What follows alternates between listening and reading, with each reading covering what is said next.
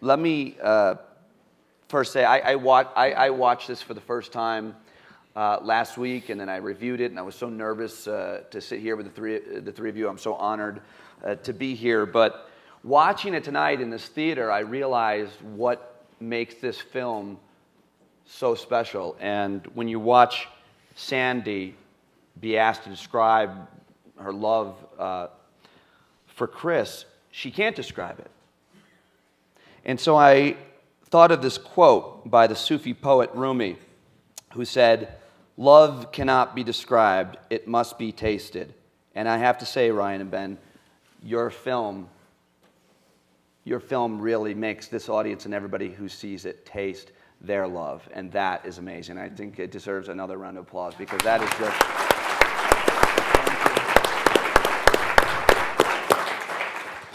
And to Ted, why do you hate tacos? I mean, what is it?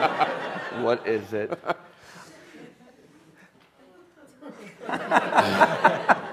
Why, when you guys decided that you wanted to make this film, did you realize how big of a deal this was going to be? You've been making films, Ryan, documentary films, you're a studio executive, Ben. Did you realize how big of a deal this was going to be, how long it was going to take? And if you knew, would you have still done it? Well, I don't know. We would have still done it, but I don't think we ever imagined. I mean, when Ben and I had our initial conversations, there was never an idea that we were going to be working on something for 5 years together. That just wasn't in the realm of possibility. And we shot this film for 3.5, 4 years without even knowing if there was going to be a movie. I mean, it was our life, it was our baby, and we spent every moment. Anytime anything happened in this film, we would drop everything and go film it. But if the Supreme Court hadn't taken the case, we wouldn't have had a third act for our film. And so it's very difficult to make a documentary without a third act that's at least compelling. So when that happened, that was December 2012, when the Supreme Court granted cert, and that kind of put everything into action for us, and we went into hyperdrive then. That's when we began editing, and that's when the whole process sort of began, that we knew we had a movie. That's when HBO came on board. Ted, when they came to you and said, "We want to do this," were you hesitant at all? Did you know anything about them? I didn't know anything about them.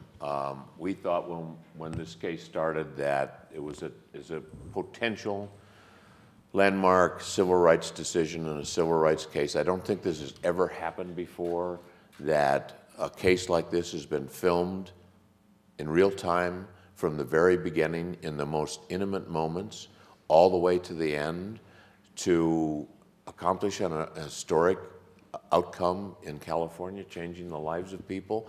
But we did think that at the beginning it was something that could be momental, and it's something that if it did happen, that we went all the way to the Supreme Court and changed the lives of people. We wanted to record what we were thinking, what we were doing, the emotions that we went through, but we had no idea it was going to turn out this way. It could have stopped after 6 months.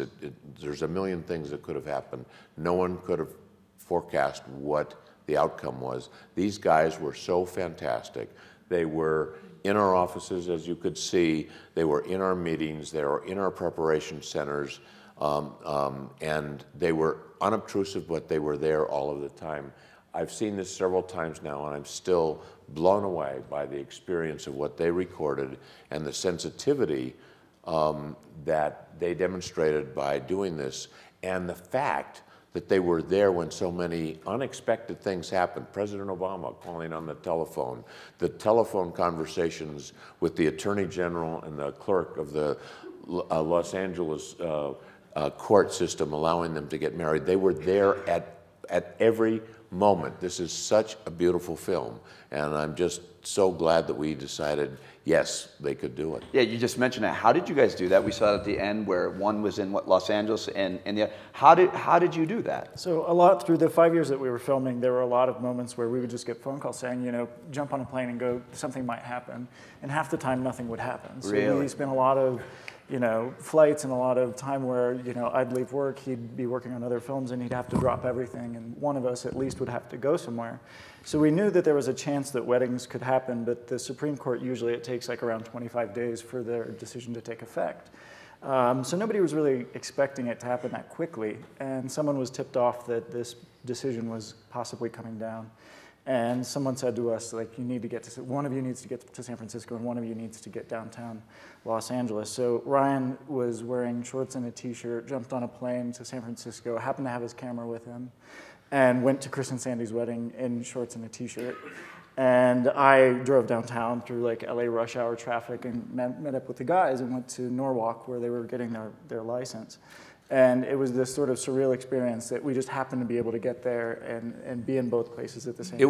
It was a miracle because we heard from the Ninth Circuit that they were going to lift the stay just a couple of hours before they lifted the stay, where they were going to render a decision. We didn't know what it was. And so we were anticipating something was going to happen, but we didn't know what it was. And these guys jumped, into the vehicles and wherever they went and got there just in time to capture this. You cannot make this happen. Ted, you've argued 61 cases in front of the Supreme Court, which is unbelievable, including Bush v. Gore. You say this was the most important case, or maybe the most important case. With all due respect to the entire LGBT community, Bush v. Gore was a pretty big deal. And most of us are sorry you won that, but... I know I'm in Aspen, I know that.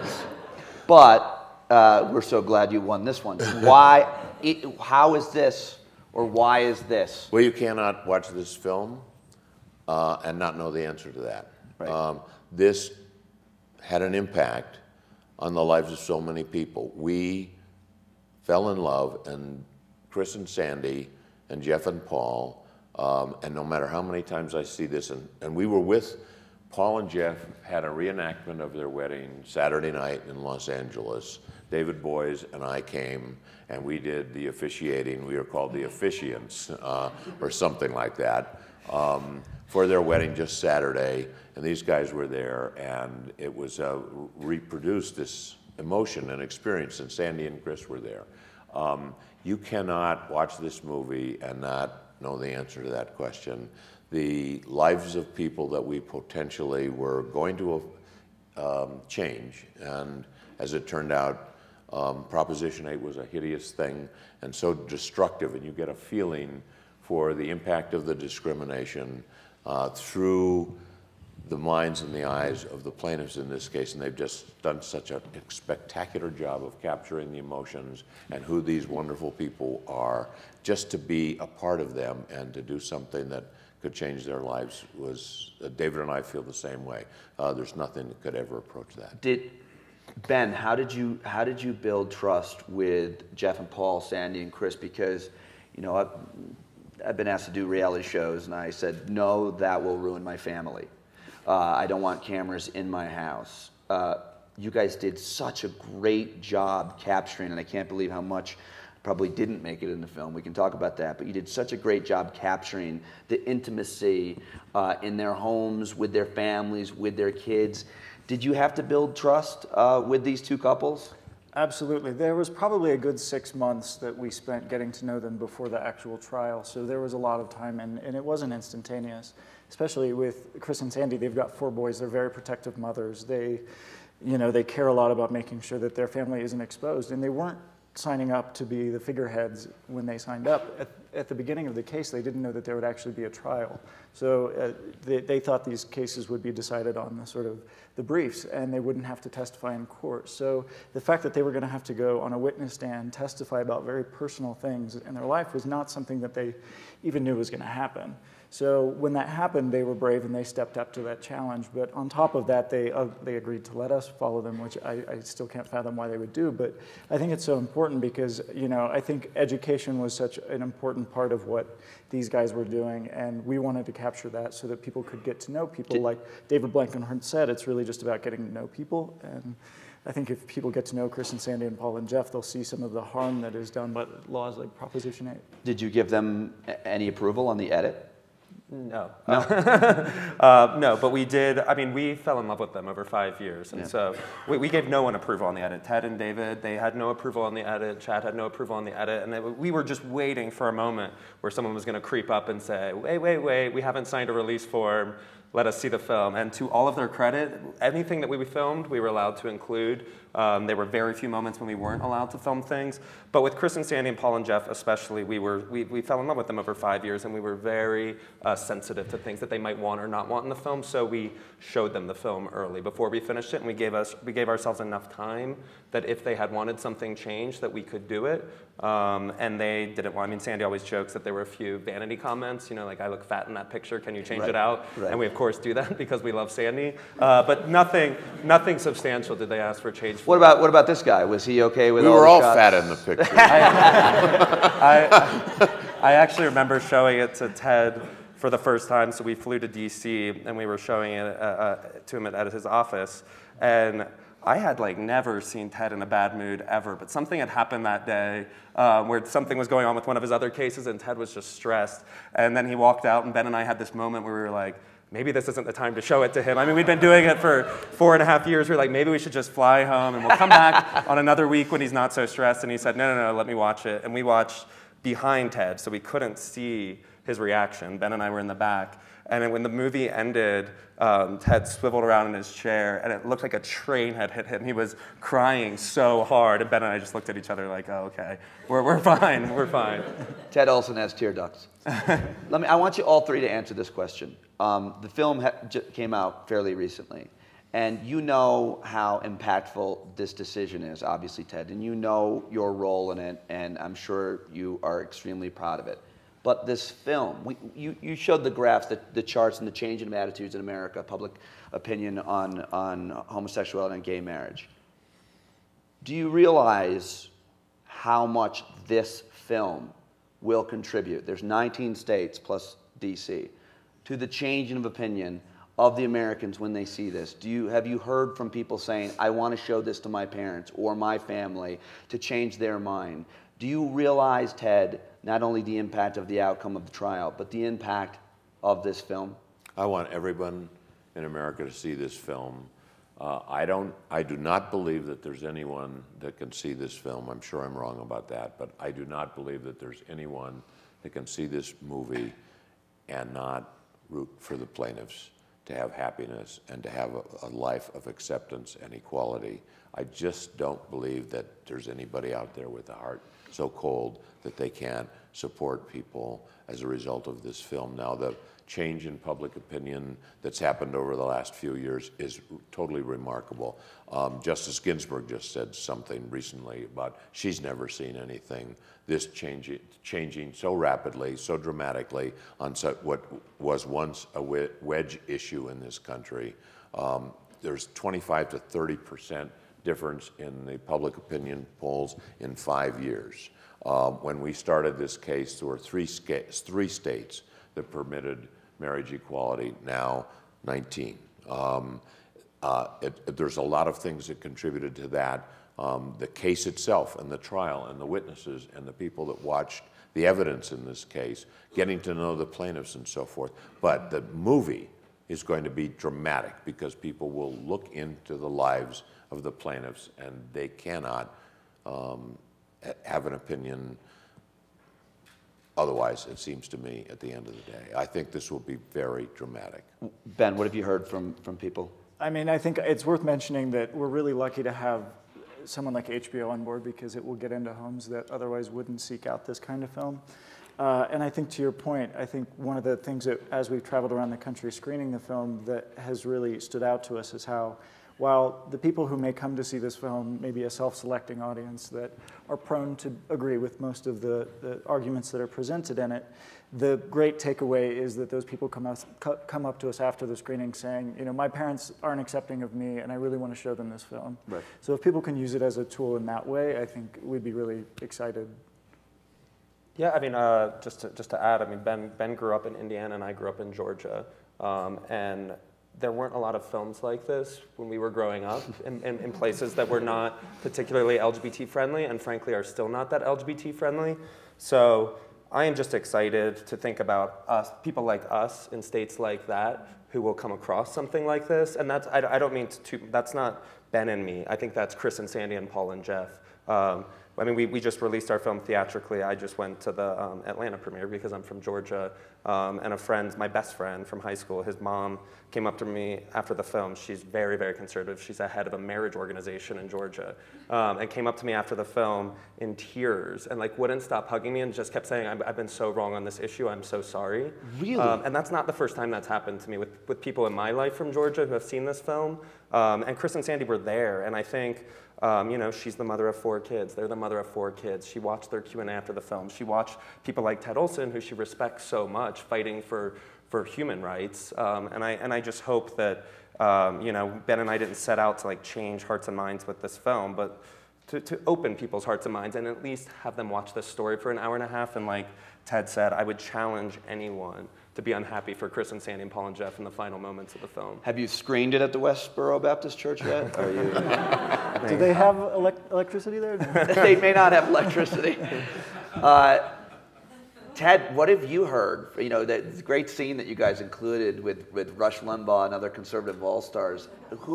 Whose minds have you heard changing? I have heard a great deal. I haven't heard from Rush Limbaugh yet. Has he seen the film?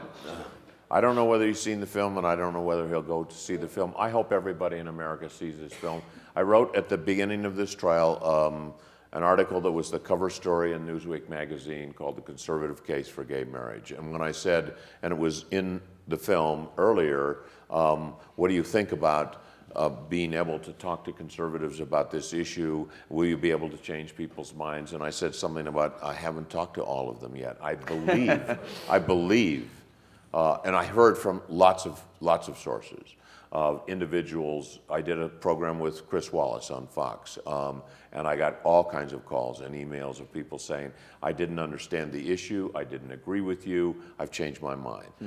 There are people who've come up to me all over the country, conservatives, moderates, liberals, and everything like that, people saying, it caused me to think about it, and because I've thought about it, I cannot see the arguments against what you're in favor of. I do believe that marriage is a conservative value. I do believe that love and equality is something that this country embraces. We all in this country want to be a better country. And I think that people of all persuasions, one of the reasons about David Boies and me doing this together, because David was prominently and highly respected on the liberal side of the political spectrum, the fact that the two of us are coming together, we were able to talk about the fact that this was not a Republican or Democrat issue or a liberal or conservative issue. It was an American issue, and if the two of us on opposite sides of this very controversial Bush versus Gore case can come together about this, at least it's worth willing to listen to. And when people listen to, I think they come out the right way. Let's go to questions. But I'll ask a question now, but let's get a microphone so we can go seamlessly to the first person over here if we can. But let me ask a question while we're getting it. Had you ever seen in all these Supreme Court cases, or a case get as high as this one did, having all those witnesses that you'd question in deposition just fall away? I mean, it's true. There's really not a great argument to be made against this. But still, they really had no witnesses left except for Blankenhorn, which you guys do so well to document his reversal on his head. Is that unprecedented, or is that common? It's unprecedented in my experience. I mean, the judge gave everybody an opportunity to bring any kind of witness on every subject. He told us he wanted to hear about the history of marriage. He wanted to hear about raising children. He wanted to know about the impact of same-sex marriage in other jurisdictions like the Netherlands. He wanted to know about what damage is done by discrimination and stigma. He wanted to hear from psychologists and psychiatrists about what it is to be gay, and all of those things. And he gave us all the opportunities in the world to bring in the best witnesses in the world, and we brought in the best witnesses in the world, people that had studied these things and had peer-reviewed studies and books written and so forth, and our opponents had that same opportunity. They came up with a list of 8 or 9 witnesses.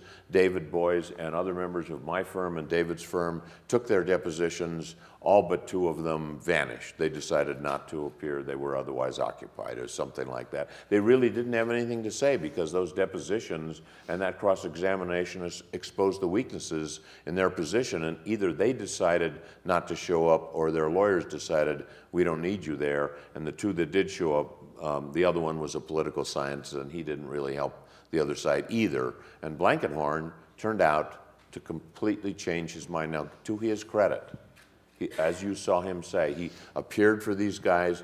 That, what you were seeing him was he showed up after the trial and was interviewed by Ben and Ryan, and he said, I was wrong. This veil has been lifted. It was really quite remarkable. It's great, you know, it's interesting that you didn't put yourselves in front of the camera ever. But I just want to, I hope you don't mind my saying, Ben, just got engaged, Ben, right? Is that right? Thank you, yes. All right. Congratulations. Just when you're asking questions, just maybe your first name, just so we can address you. Richard Gordon, Aspen, Colorado. Mr. Olson, I'm curious about Kitchen versus Herbert. If it gets to the Supreme Court, I have three questions about it. The first is, if it gets to the Supreme Court, or when it gets to the Supreme Court, will you be involved? Secondly, I was so struck by what David Boies said when he was waiting for the verdict from the trial court. He said, the factual findings are key. Kitchen is an injunctive case and consequently lacks those factual findings. And I wonder if that causes you some concern. And thirdly, given the Supreme Court's, especially the Chief Justice's proclivity for narrow decisions, do you see, and also the fact that one of the Utah plaintiffs, one of the couples, has gotten married in another state and come into Utah, do you see the possibility for the Supreme Court ruling that Utah has to accept the marriage of another state rather, and thereby couching it in states' rights rather than getting to the equal protection? All right, so this case is the challenge to Utah's statute and constitutional provisions that are comparable to Proposition 8, limiting marriage to a man and a woman and recognizing only marriages between a man and a woman and not recognizing legal marriages in other states. So that case has been decided by a district judge and then decided by the Court of Appeals for the 10th Circuit, which is this appeals court that covers that region. That case may go to the Supreme Court, and there are 16 other federal district judges that have struck down provisions similar to Utah's in Kentucky, Texas, Oklahoma, Pennsylvania. I mean, it's all across the country. 16 consecutive federal district court decisions since the decisions just 1 year ago in the Supreme Court. David Boies and I are handling the challenge of Virginia's statute, which is very much like that. We won that in the district court. That was argued in the Court of Appeals for the 4th Circuit on May 13th. That may be the one to go to the Supreme Court. There are other lawyers handling the Kitchens case. If it goes to the Supreme Court, I presume that they will handle that case. We'll probably file a brief in support of them, but that other lawyers are handling that case. Your other question was with respect to the findings of fact. The Proposition 8 case was a trial was a 13-day trial with all of these findings of fact.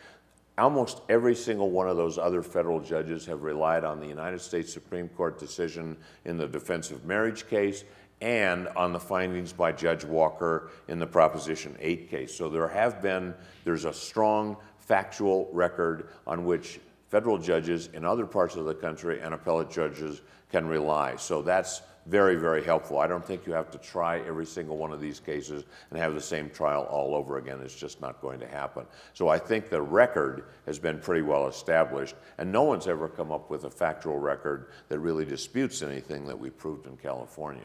So I think from a factual standpoint, the record is pretty much there, and the fact that consecutive judges all over the country, appointed by something like 5 different presidents, have come to the same conclusion, tells you where we should go. With respect to the ultimate Supreme Court decision, we believe that the jurisprudence of the Supreme Court, the language in the Windsor case, which was the defense of marriage case, will lead to the conclusion that we hope will be the case that restrictions on marriage will be overturned and states will have to recognize legal marriages in other states. That's an issue in a number of these cases.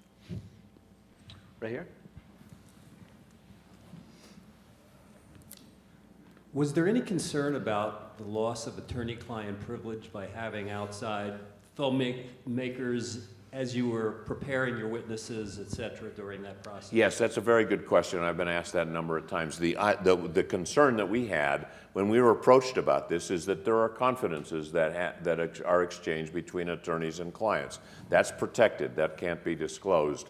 And it's protected from anyone finding out that sort of thing. So we were very careful. They did not ask to and did not come into any meetings or circumstances or exchanges of communication that involved protected attorney-client privilege. But this is not a case involving the secret patented formula for making Coca-Cola. So this is a constitutional question about civil rights. Our plaintiffs were going to be testifying about intimate personal details. We knew that. They were going to have to go on the witness stand. We were careful about that, but because this is a constitutional right about constitutional issues, very little that we were concerned about in terms of attorney-client privilege, but it was always in our mind that first of all, we wanted to win this case on issues and the constitutional questions, but we never forgot that we were representing people, and that at the end of the day, we wanted our singular focus was to allow them to get married in California. Secondarily, for everybody else in California to get married, and at the next level, if we could do it, to have a decision that affected people beyond California and so forth. But the number one focus, of which we never lost track of, was Chris and Sandy and Paul and Jeff. We wanted them to be able to get married. That's what we were responsible for, and that's how we saw our attorney-client relationship. On that note on cameras, you guys must have been devastated when the Supreme Court decided that you couldn't have cameras in the circuit court, not the circuit court, the circuit court in California. In the district court. In the federal district court. And you as the lawyer, obviously, and you guys as the filmmakers, you were very creative as to how to create that, reading the transcript. But first, when you guys heard that, did you think, wow, that's going to be a big blow to the film? Yeah, I mean, I think that we had mixed feelings about it, to be honest. We, like I think everyone else, wanted the world to be able to see what was going on in the courtroom. Most importantly, we wished that it was available for that reason. As filmmakers, there was a little bit of a, if the world can see it in this, then why are they going to want to see the behind the scenes? So for us, we're like, oh, well, we filmed the behind the scenes, so this is great. We can actually tell the story, and it'll be cool. But there was also this sense of a creative challenge that it presented to us. And I think the fact that there were no cameras in the district court, there were cameras in the Ninth Circuit, and then there was audio from the Supreme Court, made it this sort of interesting challenge that in each phase we had to present it in a different creative way. But for us, like recreating what happened in that courtroom and hearing the testimony of Chris and Sandy and Paul and Jeff was the most important thing, because we were there those days, and it was just, as a gay person, they were articulating things that I had never really even understood about myself. And Pete, one of the things that was interesting that they did to overcome that, you saw it several times with the screen behind us and talking to them and reading our own testimony or reading our own arguments. I never thought that was going to work. When they first mentioned that to me, I said, that's not going to work. I'm going to sit here and read my arguments and so forth, and the plaintiffs are going to read their testimony. It will never work.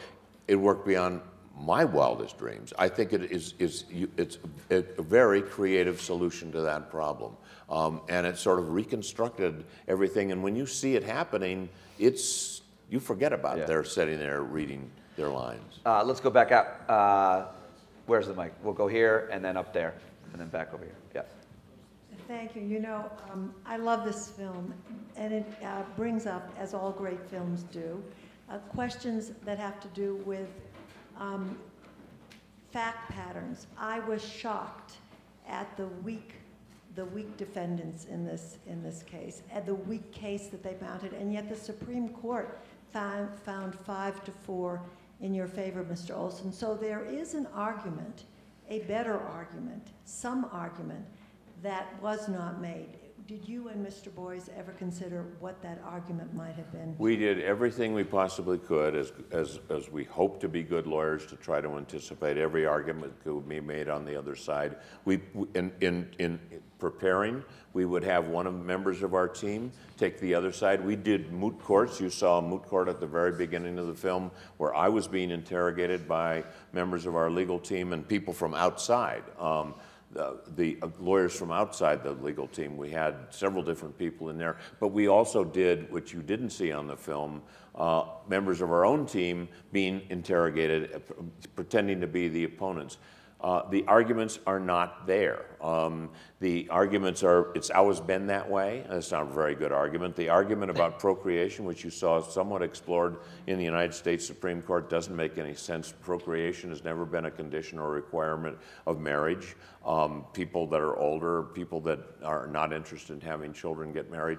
At the end of the day, it has always been that way, and you saw Cooper start that way. He started with, from the beginning of time, marriage has always been considered. The Chief Justice cut him off because he wanted to go, at that point, to the procedural issues, but the arguments are not there. The I don't know moment in the film was the judge kept saying, would you please tell me, what is your best evidence? What is your argument about how marriage between persons of the same sex is going to damage heterosexual marriage?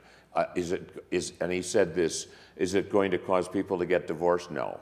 I mean, we know that. Is it going to discourage people from getting married? No. Is it going to discourage people from having children? No. But basically, so when the question was put, that hard question, is there any damage that's going to be done by restricting people who are in love from getting married to the someone of the same sex? The answer is, I don't know. In the Kitchens case that was just mentioned a few minutes ago, the Attorney General, or the person representing the Attorney General of Utah in the Court of Appeals, was asked that same question, and he said, I don't know. It happens over and over again because there's no good answer to that question. She was up here, I think, had the next question. Oh, there you go. Thanks. So another question for Ted. So I was just wondering if you could speak to the relationship between moral argument and constitutional law arguments. So your arguments are certainly grounded in the empirical effects of marriages or marriage bans, but you also leverage moral argument. So at one point in the film, I think someone said, well, gay marriages are immoral, and we all know that. And I think in that moment, our instinct is probably to say that we ought to separate constitutional law reasoning from moral reasoning. But throughout the film, you seem to want to leverage moral reasoning. So how should we think about those two things? Well, first of all, we're talking about the Constitution. You can't import religious views into secular laws. We're prohibited from doing that by the Constitution, which protects free exercise but prohibits the establishment of a religion. So our opponents might well have liked to say that marriage should be prohibited between same-sex individuals because the Bible takes a stand on that. It's immoral, it's a sin, so on and so forth. They can't really make those arguments because the judge would reject them. They would say, and the Supreme Court of the United States in an earlier case said, we're not going to import those moral views into legal standards unless they pass constitutional muster. The other part of, I think, your question is that we were trying throughout this case to make the trier of fact and the judges at the Court of Appeals level and the American public understand the emotional content, and it's a moral content, and it's a sort of a natural law instinct. We can't get too much of that into the Constitution because we have a written Constitution and a separation of powers and all of those, and a Bill of Rights and all of those things in our 14th Amendment. But on the other hand, it's always important as a lawyer, and in cases like this at least, is to talk about what it really means to people. I mean, these Bill of Rights that we have are to protect individual liberty. The marriage issue that the Supreme Court has addressed it's about our liberty. One of our witnesses talked about slaves not being able to get married, and then when the Emancipation Proclamation was signed, slaves flocked to get married because it was a sign of their independence, that they were now free to form families and to form relationships. It's a right of association. It's a right of privacy. It's a right of identity. It's a spiritual right. So the Supreme Court has recognized all of those things, but imported those qualities into due process and equal protection. And so we wanted, as lawyers, to be technically correct and technically consistent with court decisions, but we wanted also, when we're talking about civil rights, to get the real feeling for what is involved at the personal level, because judges are people too. You just sort of have to, you can't make some of these arguments in too emotional a tone, but you have to make them understand what it's really all about. So it's a difficult thing to do, but that's what we were trying to do all the way through. Who's next? Over here. Hi, Carrie Hauser. You know, I'm interested, there's obviously the emotional and social costs to this. I'm just sort of interested in the practical. You both mentioned you had to drop everything. All 4 plaintiffs had jobs, I assumed. And so can you talk a little bit about their employers and how they had support or not? And Ted, if you can talk a little bit about the costs to the extent that you can, and who footed the bill, and I mean, just some of those kind of practical questions. Go ahead. Yeah, so we used to have a part in our film that explained what the 4 plaintiffs did, but they all have kind of strange jobs, and it just took too long. Paul's a physical fitness expert, so he ran like one of the biggest gyms in West Hollywood. He ran all of the physical programs there. He does like exercise videos now. So it was a West Hollywood gym. That's like the gayest part of Los Angeles. So they were very supportive of him coming and going. Jeff runs an AMC movie theater in Burbank. AMC is like widely known to be one of the most gay-friendly organizations. They actually released our film widely a few weeks ago, and many of their cities had special screenings for Jeff there, so they were also extremely supportive. Chris, at the time of the trial, ran a state agency in California called First Five for early childhood education. She's since moved to be the head of the federal equivalent of that and now lives in DC.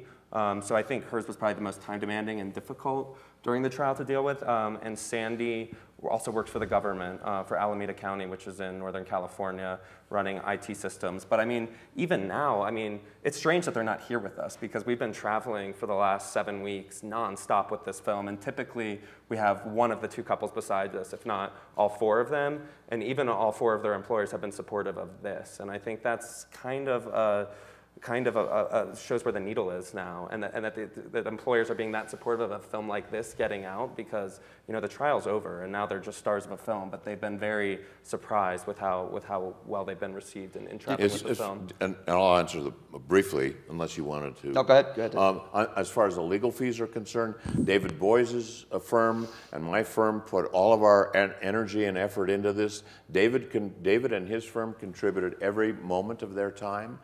We had to raise money because we had all these expert witnesses, travel expenses and things like that. My law firm contributed 3/4 of the time of the lawyers. I just made a calculation before I came here of the number of hours put in by partners and associates and paralegals in our firm. It was over 32,000 hours. We took this case on and we wanted to, that's why I said at the very beginning, if we can do it right, we can build the foundation. But we took this on as the same way we would with our biggest, most well-financed corporate client on a bet the company case. We were going to do everything we conceivably could. Lawyers in our firm wanted to work on this case. They felt passionate about it.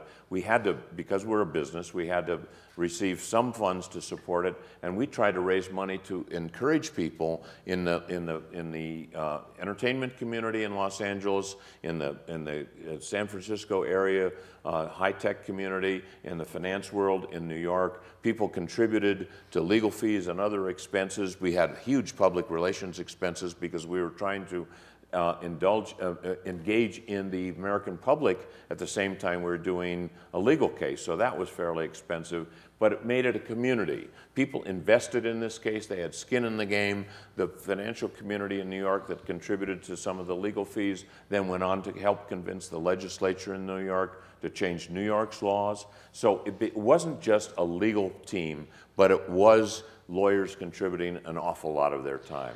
but it was a lot of people doing a lot of things to make this thing happen. How worried were you as a lawyer and you as a filmmakers that these two couples might break up over the course of this time?